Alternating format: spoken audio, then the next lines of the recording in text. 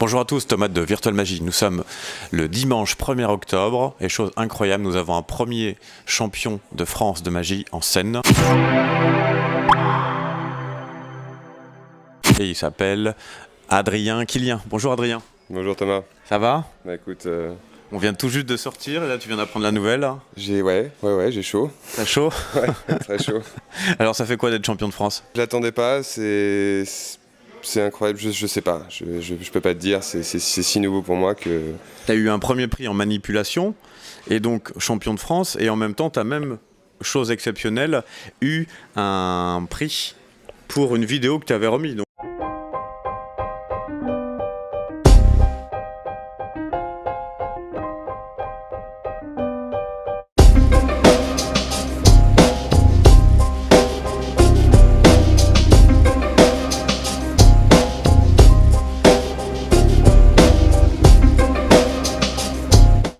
Tu t'étais présenté l'année dernière. Hein. L'année dernière, ouais, c'était... T'avais eu quelque chose l'année dernière hein?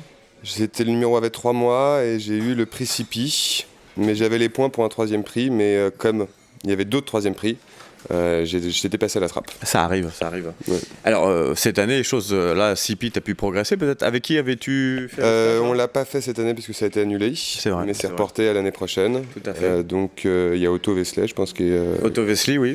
Il y a Romaric aussi en décembre. Ouais. On se verra peut-être sur Romaric, j'y serai. Bah écoute, peut-être, qui sait. Ça sera l'occasion. Et surtout avec Souchet qui t'a remis un prix, enfin en tout cas un contrat carrément, pour aller travailler sur le festival Vive la Magie. Bah écoute, c'est excellent, en plus avec des pointures de la magie, donc... Oui, des petits noms comme Scott et Muriel, quelques petits, des petits champions du monde de magie. Ils nous ont mis plein la vue. Et, ah oui, au gala, c'était exceptionnel. Hein. Oh la vache. Alors Adrien, c'est bien, mais parle-nous de toi, on te connaît, d'où tu viens, comment tu as débuté la magie, à quel âge, dis-nous tout. Mon papa faisait un petit peu de magie, petit tour de cartes, des petits trucs, il m'a donné des vieux bouquins. Lesquels, bon. Tu t'en souviens? Je crois que c'était les Celliers. Ah ouais, quand même, les Rémi Cellier. Ouais, exactement. Donc j'ai découvert ça comme ça, mais ça m'a pas passionné sur le moment. Moi, ce que j'aime beaucoup, c'est la restauration. J'ai fait le tour du monde avec la restauration plusieurs fois. Quel cuisinier, c'est ça? Non, plus barman, manager de restaurant. D'accord. J'ai fait une belle école à Paris, Ferrandi. D'accord. Et en fait, à Ferrandi, ils m'ont fait monter un projet fictif, un restaurant magique. Donc j'ai créé le Mystery Dinner Show, qui était un spectacle sur un dîner magique avec tous les personnages de la restauration. Et de là, en fait, est sorti mon numéro du barman. Pour ceux qui ne l'ont pas vu comme moi ou qui ne s'en souviennent pas, tu peux nous décrire rapidement quel est ce numéro? C'est quelque chose de festif, de jovial. On est beaucoup sur du visuel. Ton personnage subit ce qui lui arrive ou il est dans l'action? À la fois, il contrôle, mais à la fois, il y a des choses qu'il ne contrôle pas. Et ça crée la surprise. Je pense que c'est ce qui marque le public. Un petit peu d'humour, beaucoup de couleurs.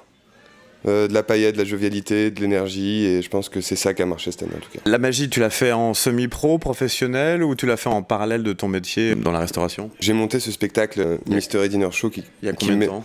C'était il y a 2 ans. 2 ans. Ça a très très bien marché, mais tout seul, c'est de la folie. Et en fait, ça a été la transition. Moi, je venais de la restauration, j'ai mis du spectacle dedans. La magie en est sortie, j'ai commencé à être de plus en plus dans les clubs. C'est Durati qui était en jury, qui un jour m'a vu... je lui ai présenté mon numéro pour l'entrée à FFAP, il y a toujours un petit concours dans les clubs. Tout à fait. Et je leur ai présenté le numéro du barman, et Durati m'a fait, écoute, ça c'est un numéro qui peut aller en concours. Alors je savais pas que ça existait. D'accord. Moi je suis pas du tout du monde de la magie, donc je savais pas qu'il y avait de concours, je savais pas qu'il y avait d'équipe de France de magie. L'intégration au CMP, c'était il y a combien de temps? Je vais dire 3 ans. 3 ans, ah ouais, donc c'est très très neuf. Hein. Ah mais complètement. Comme ça, là, en 3 ans, champion de France. Hein.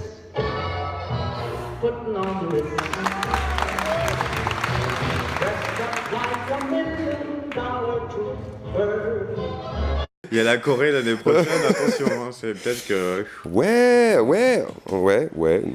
Ou pas. Pas sûr. On verra. Pas sûr. Je pense que maintenant, c'est un numéro qui est très jeune, je l'ai pas tourné. Ça fait... Bah là, avec Vive la Magie, ça... J'ai aucune idée de ce qui m'attend. Bah tu vas voir. Quels sont tes projets futurs alors? Déjà le statut d'intermittent du spectacle, ce qui serait une belle chose pour continuer à créer, pour continuer à monter des numéros, parce que c'est ça qui me fait plaisir. Et un jour ouvrir vraiment un restaurant magique, quelque chose de nouveau et de... Ouais, ça serait bien. Ouais. je pense. Sur Paris ou... Je pense que oui, sur Paris. C'est un projet, je pense qu'il peut aller plus loin, peut-être dépasser les frontières un de ces jours. Mais je pense que avec tout ce que j'ai pu faire ces 3 dernières années, tous les gens que j'ai rencontrés, il y a moyen de vraiment améliorer ce spectacle qui avait été monté dans mon garage, quoi. C'est tout ce qu'on peut te souhaiter. On te souhaite à très bientôt et puis peut-être à l'année prochaine en Corée et puis sur les routes de France et d'Europe avec Gérard. Bah écoute, partout, hein. ouais, une belle aventure qui commence. Bien sûr, sur Virtual Magie, maintenant que ton compte a été réactivé et renommé comme il faut. Ah oui, bon, bah écoute, super, je vais me retrouver sur Virtual. À très vite les amis, ciao. Au revoir, ciao.